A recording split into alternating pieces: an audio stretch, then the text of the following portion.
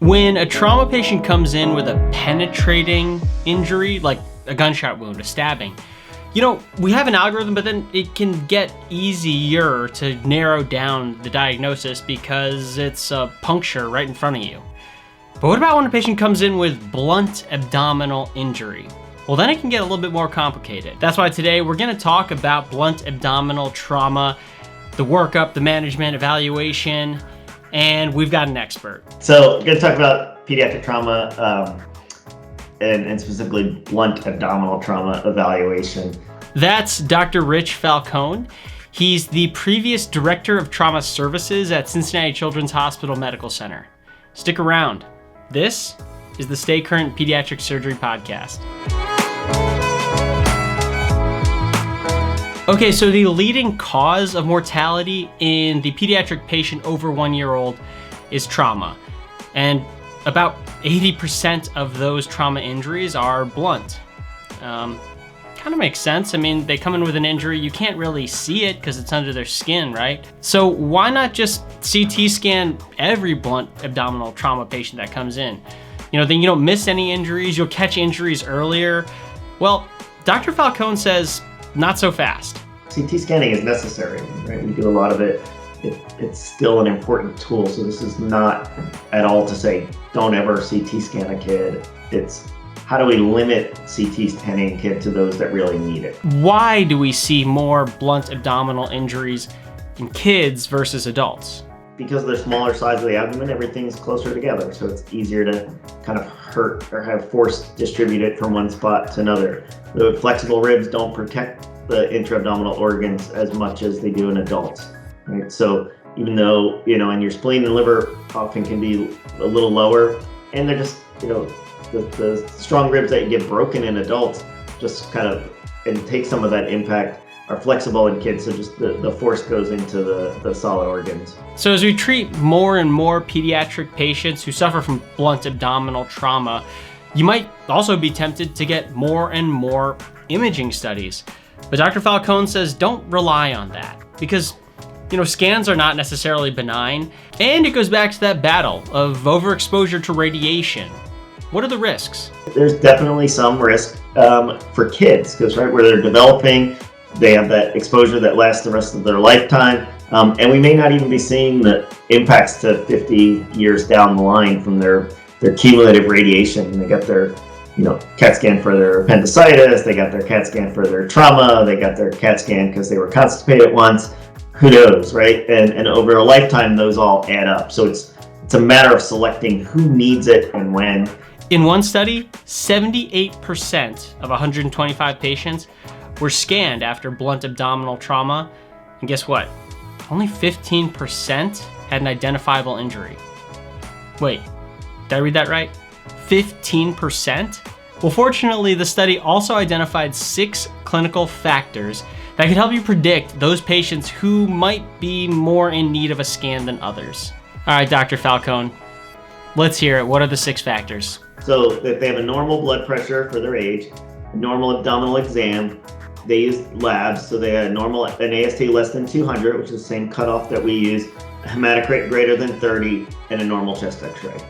So if all of those things were true, they had a 99% negative predictive value that there was gonna be an injury.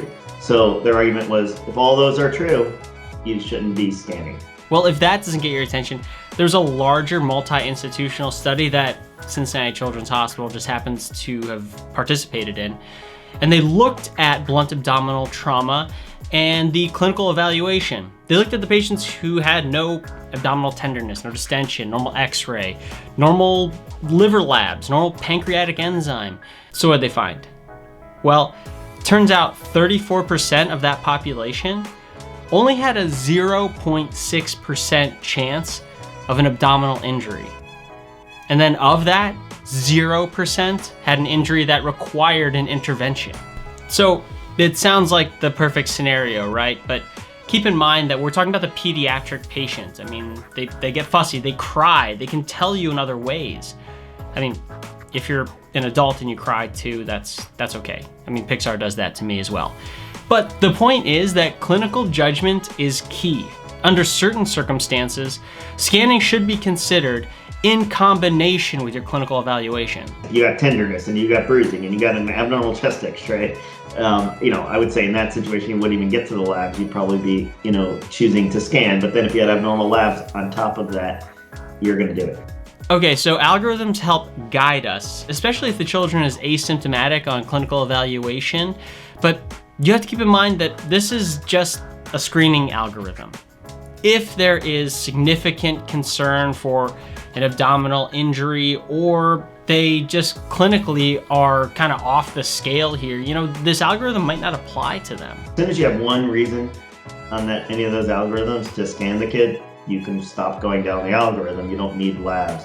We actually probably now 8 or so years ago took out kind of trauma labs and belly labs as part of our initial lab draw because they were just wasting a lot of money and a lot of losing IVs and sticking kids multiple times to get those labs, right? What we need is type and screen, and the CBC or a gas is probably the only labs you really need acutely, coags for brain injury kids, but belly labs should not be part of your routine panel of labs. So CT scanning is amazing. The level of detail you get in these images today, it's absolutely fascinating. But we should look more towards diagnostic tools that don't involve radiation. I mean, most of these kids and families, they want to get back to their lives. Some of these kids are even, sports stars. They want to get up, they want to get active. So what about ultrasound? How does that work?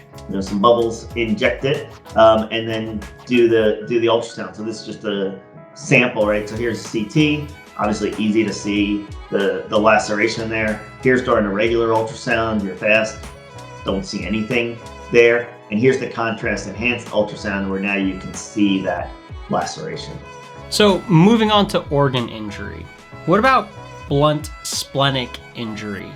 Well, there's been long-standing guidelines with various grades of injury. A lot of that changed in 2015 when Atomic came out. Essentially, Atomic goes back to relying on your clinical assessment.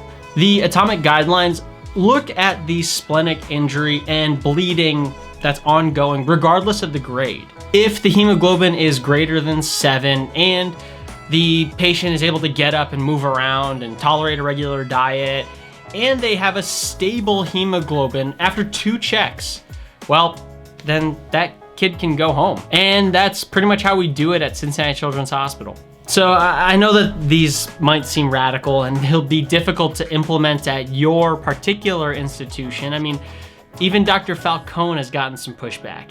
I got in trouble from someone in the ICU a couple of years ago because I made the decision to not admit a grade 4 spleen to the ICU, and they next day said, "This is not the protocol." I'm like, well, I kind of know the protocol and it's okay, the kid's stable. And did fine on the floor. But right, you got to use some clinical judgment as well as just the imaging. And that's really what the Atomic team found is this is reliable, this works. Wait a minute, what about like the good old-fashioned trauma splenectomy? I mean, does this mean we're not gonna do splenectomies anymore? We're not gonna angioembolize the spleen anymore? You got to do it based on vital signs and how they're responding to fluid resuscitation. Okay, wait, but what if you have like a blush on imaging? I mean, then you have to go to angiography, right? Or not? If they're stable and the radiologist calls and says you have a blush and the kid's like sitting there talking to you and it's a heart rate of 70, I'm not rushing that kid to angio.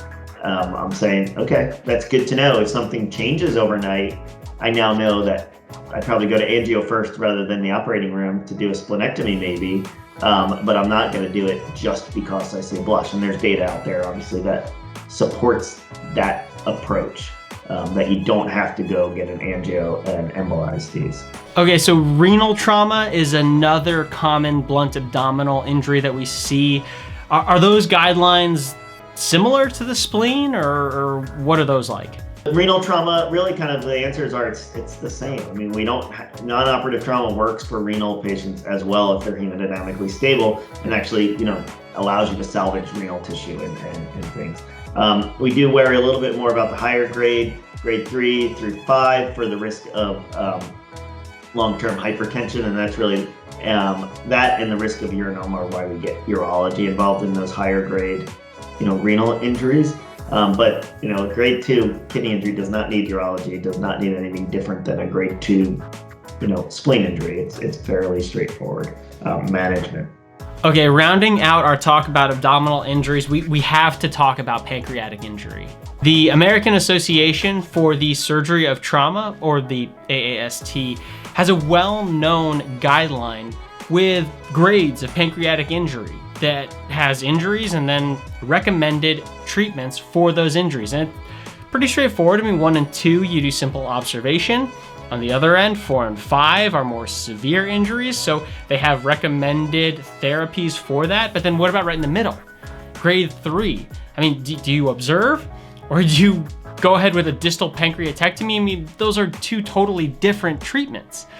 So how do we decide? Our center in general has been a non-operative approach on these, because the feeling was that sometimes the spleen parenchyma fractures, but the duct remains intact, and it'll look like a complete transection on the CT, but the duct itself is not transected. It stayed intact. So non-operative management, these kids get through, or they get a little pseudocyst and that gets better. And the feeling was, well, what's better, that or an operation and potential complications, and especially an operation on a kid who might have other injuries, that this now leads, to more complications. Maybe that spleen now needs to come out because you were in there and you're tracting on it, and cause injury when it might not have otherwise needed to come out.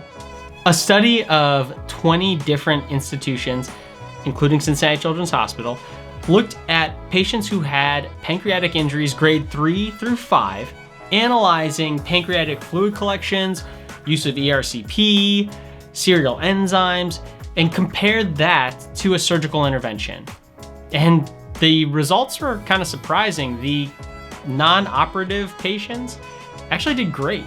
Hold on a second. What's the biggest challenge when evaluating a pancreatic injury? You got to make your decision early, right? So you got to know if that duct's completely disrupted and you're going to go operate, or you're not. Because once you get more than 3 or 4 days out from the injury, you don't want to go in there at that point to try to operate and remove the duct. You're now down your non-operative pathway. So if you're going to do it early. And then, discharge based on symptoms and not labs again, right? When they're eating and their pain's under control, they can be discharged. Why is that so important? What if we wait a week to get the ERCP to evaluate the pancreas? A week to get that ERCP and find the duct disrupted, that's a pretty crummy time to make a decision about going in to operatively manage that. Is there a stricture? Can you put a stent across a leaking duct? I think if the answer is you can do any of those interventions, it helps. And if you have the skills like we do here, fortunately, to get those studies, I think it can be helpful. I think where we have to balance is, well, how long do you try to get a wire across something, and do you risk, taking a partial disruption, making it a complete disruption as you're trying to fish a wire across or a stent across, and is doing a sphincterotomy and getting out the better part of valor in some of those cases. And that's a wrap on blunt abdominal trauma with Dr. Rich Falcone, specifically solid organ injury. If you liked this episode, be sure to follow us on social media, subscribe to our YouTube page, download the Stay Current in Pediatric Surgery app. It's in the Apple App Store, it's in the Google Play Store. But until next time, I'm Rod from Cincinnati Children's, and remember, knowledge should be free.